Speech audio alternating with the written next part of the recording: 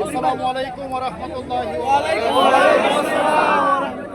আজকে মহাসড়কে 6 লেনের দাবিতে যে আন্দোলন ব্লকেজ হয়েছে, এইটা সুদীর্ঘ সময় আমাদের সাথে যে বৈষম্য হয়েছে, কক্সবাজারের সাথে, চকরিয়ার সাথে, দক্ষিণ চট্টগ্রামের সাথে গত 54 বছরে যে বৈষম্য হয়েছে তার বহিঃপ্রকাশ। আমরা বলতে চাই, বাংলাদেশের অর্থনৈতিকভাবে অত্যন্ত গুরুত্বপূর্ণ এলাকা এই দক্ষিণ চট্টগ্রাম। একদিকে চট্টগ্রাম বন্দর, আরেকদিকে পৃথিবীর দীর্ঘতম সমুদ্র সৈকত। এই গুরুত্বপূর্ণ অঞ্চলে এখনো কেন মহাসড়ক 2 লেন থাকবে? অবশ্যই 6 লেন হতে হবে।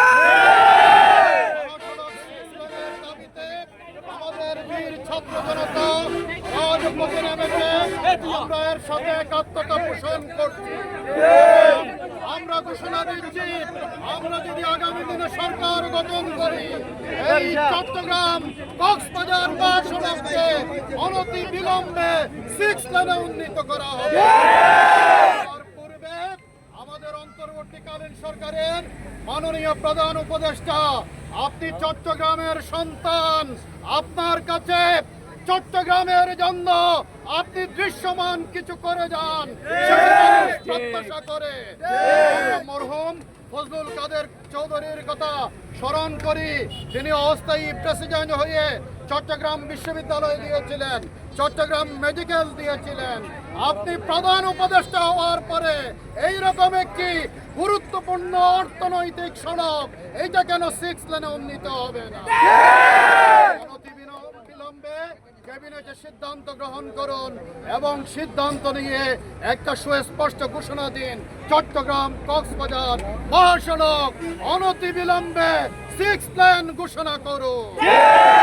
আজকের বীর ছাত্র জনতা যারা এখানে সংগ্রাম করেছেন, ব্লকেজ করেছেন, আপনাদেরকে আমরা চকরিয়া পেকুয়াবাসীর পক্ষ থেকে এবং আমরা কক্সবাজারবাসীর পক্ষ থেকে, চট্টগ্রাম অঞ্চলের মানুষের পক্ষ থেকে আপনাদেরকে কৃতজ্ঞতা জানাই।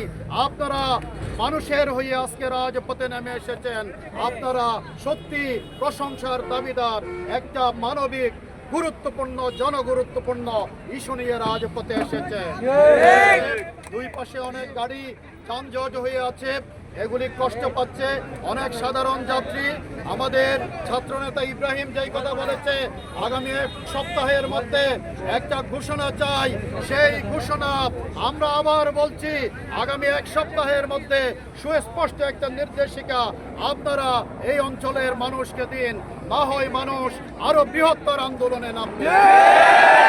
আজকে প্রশাসনের গুরুত্বপূর্ণ কর্মকর্তাবৃন্দ এখানে এসেছেন, উপজেলা নির্বাহী অফিসার এসেছেন, সহকারী পুলিশ সুপার চকরিয়া সার্কেল উনি এসেছেন। আমরা ওনাদেরকেও এই শান্তিপূর্ণ কর্মসূচি থেকে কৃতজ্ঞতা জানাই এবং প্রশাসনের পক্ষ থেকে ওনারা যদি কেউ কথা বলতে চান তাহলে